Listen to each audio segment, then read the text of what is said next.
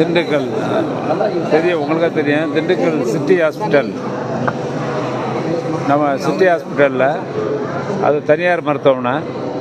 மின்கசிவு ஏற்பட்டதால் என்ன காரணத்தினால் என்று தெரியவில்லை. திடீரென்று தீப்பற்றி எரிந்து கிட்டத்தட்ட 9:45 மணியா, 9:45 இருக்குமா, 9:45 இருக்கும்னு நினைக்கிறேன்.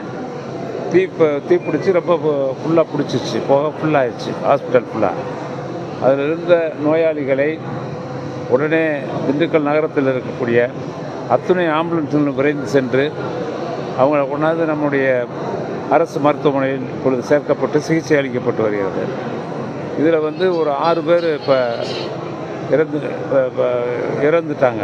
6 பேர், ஒரு 2 பேர் கொஞ்சம் சீரியஸ் கண்டிஷனில் இருக்குது. மொத்தம் 28 பேரில் 6 பேர் இறந்துட்டாங்க. அதில் வந்து அந்த மூச்சுத்திணறல் காரணமாக இறந்துட்டாங்க. இதில் வந்து இன்னும் ஒரு 2 பேர் கொஞ்சம் சீரியஸாக இருக்காங்க, நல்லா பார்த்துக்கிட்டு இருக்காங்க. இங்கே நம்ம டீன் எல்லா பேரும் நல்லா பார்த்துக்கிட்டு இருக்காங்க.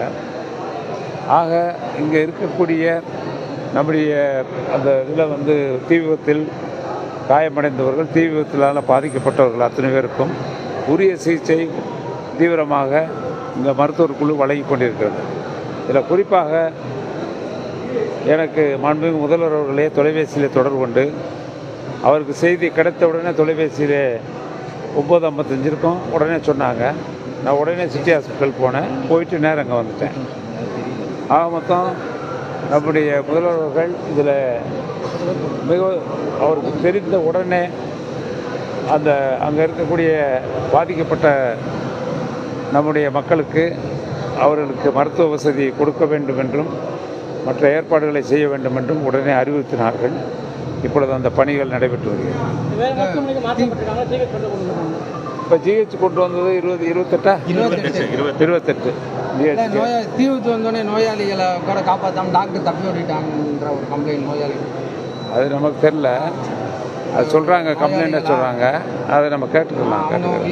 நோயாளி காப்பாற்று ஃபயர் சர்வீஸு நம்ம அது எதிர்பாராத எப்படி தீ விபத்து வந்துச்சுன்னு தெரியல, அது விசாரித்தா தெரியும். ஏன்னா அங்கே வந்து மின்கசிவினாலன்னு சொல்கிறாங்க. அது தனியார் மருத்துவமனை, உங்களுக்கே தெரியும். எலும்பு சிகிச்சைக்காக அந்த மாற்று அறுவை சிகிச்சை செய்கிறது, ஆக்சிடெண்ட் ஆகக்கூடியவங்க இதெல்லாம் அங்கே வந்து எலும்பு சிகிச்சை தான் அங்கே பண்ணுறாங்க மெயினாக. அதில் நிறையா பேர் வெளிவட்டாரங்களில் இருக்கக்கூடிய பேஷண்ட்ஸ் தான் வருவாங்க அங்கே. ஆனால் இது எதிர்பாராமல் இந்த சரியாக 9:45 மணிக்கு இது நடந்திருக்கு. அரசு இயந்திரம் முழுவதும் பயன்படுத்தப்பட்டது. ஆமாம், அது திண்டுக்கல் நகரத்தில் இருக்கக்கூடிய ஆம்புலன்ஸ் மிகவும் விரைந்து இவ்வளவு விரைவாக எல்லா ஆம்புலன்ஸ் வந்து இந்த சேவை செஞ்சதுக்கு இதில் யார் யார் ஈடுபட்டாங்களோ அவங்களுக்கெல்லாம் நம்ம நன்றி சொல்லணும். ஏன்னா நான் வந்தது நானே எனக்கு கேட்ட உடனே நான் 3 நிமிஷத்தில் வந்துட்டேனே.